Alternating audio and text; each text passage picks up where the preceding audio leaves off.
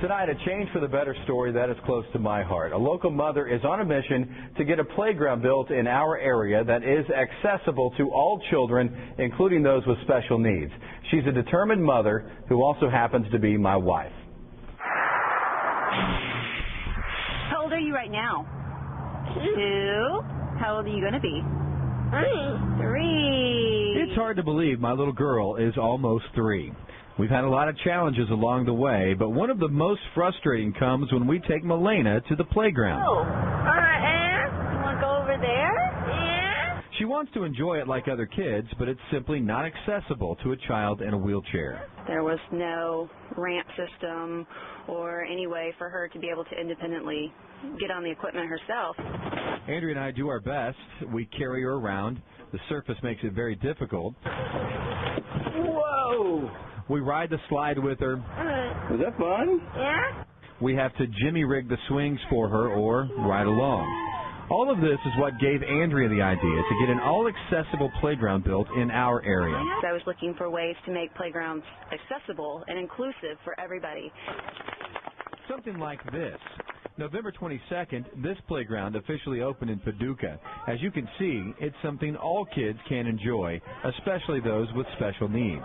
You know, you can't just include kids with disabilities in your schools. You've got to include them in all areas of your community. It took Michelle and others 4 years, 2 years of planning and 2 more of fundraising. The community raised more than $200,000 of the $400,000 it cost to build this playground. The most important part of a playground like this one is the surface, but that's also the most expensive part. It's not to separate different types of kids with different, abilities. It's to try to bring them together. State Representative Scott Lipke got wind of Andrea's efforts and contacted us. Scott's working with others at the Capitol to try and get some funding for our project, something he says is very important. I think the ultimate goal for the parents of any child is to just let them have a joyful upbringing, and I don't think there's any better thing that we could do is try to have a playground where you have kids with special needs and those without being able to play side by side as though there's no distinction between the two.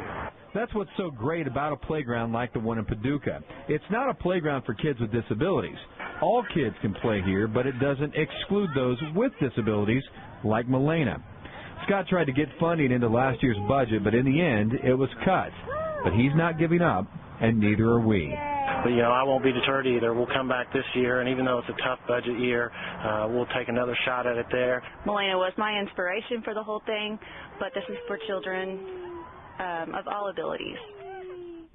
And I want to point out again, it's not just a goal for our daughter. There are a lot of children in our area with special needs who would benefit from an all-accessible playground. It's a need we feel should be addressed. Now, if you'd like to help, you can contact me at the station or Representative Scott Lipke. And if you'd like to check out some all-accessible playgrounds, we do have a couple of links on our website under Newslink 12.